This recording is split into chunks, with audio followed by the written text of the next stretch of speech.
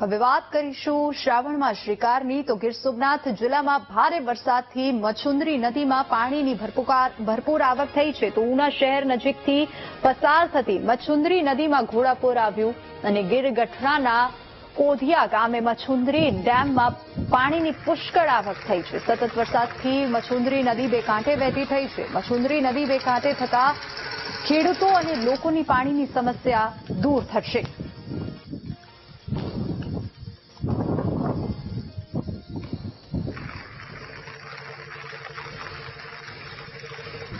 તો આ તરફ ગીર ગઢડા તાલુકામાં વરસાદની જોરદાર બેટિંગ થઈ છે। ગીર ગઢડામાંથી વહેતી રૂપેણ નદીમાં પણ પૂર આવ્યું છે તો સતત વરસાદી માહોલ જામ્યો છે અને જંગલ વિસ્તારમાં ભારે વરસાદથી નદીમાં ઘોડાપૂર આવ્યું। ઉના ગીર ગઢડા તાલુકા અને જંગલ વિસ્તારમાં ધોધમાર વરસાદના કારણે આ નદી ગાંડીતુર બની અને ગીર ગઢડા તાલુકામાં ધોધમાર વરસાદ પડતા રસ્તાઓ પર જાણે નદીઓ વહેતી હોય તેવા દ્રશ્યો સર્જાયા છે તો રૂપેણ નદીમાં પણ પૂર આવતા નદી ગાંડીતુર બની છે।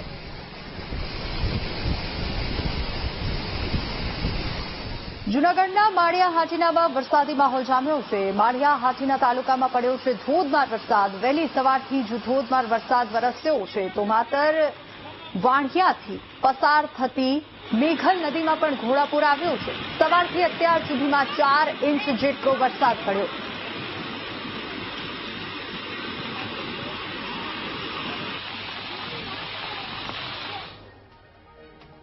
તો આ તરફ જૂનાગઢના કેશોદમાં છવાયો છે વરસાદી માહોલ તો ગ્રામ્ય વિસ્તારમાં અનરાધાર વરસાદ શરૂ થયો છે।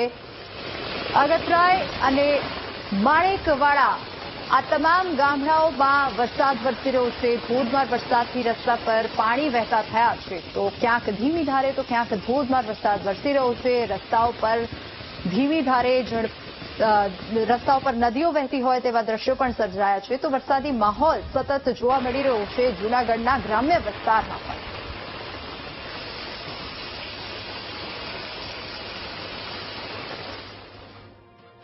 તો ગીર સોમનાથ ઉપરાંત જૂનાગઢમાં પણ મેઘરાજા મહેરબાન થયા છે। ગ્રામ્ય વિસ્તારમાં ધોધમાર વરસાદ વરસ્યો। વંથલીમાં 2.5 ઇંચ તો મેંદરડામાં 2.25 ઇંચ વરસાદ વરસ્યો છે। કેશોદમાં 1.25 ઇંચ તો માંગરોળ માળિયા હાટીનામાં પણ 1.25 ઇંચ વરસાદ નોંધાયો છે। ગીરના પર્વત પર 1.5 ઇંચ વરસાદ નોંધાયો છે તો ધોધમાર વરસાદને પગલે શહેરમાં રસ્તાઓ પાણી થઈ ગયા છે।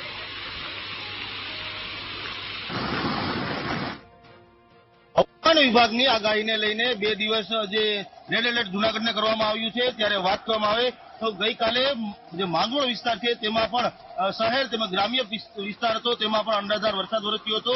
2 ઇંચથી લઈ 4 ઇંચ જેટલો વરસાદ વરસ્યો હતો ત્યારે ગ્રામ્ય વિસ્તારના રસ્તાઓ પણ બંધ થયા હતા।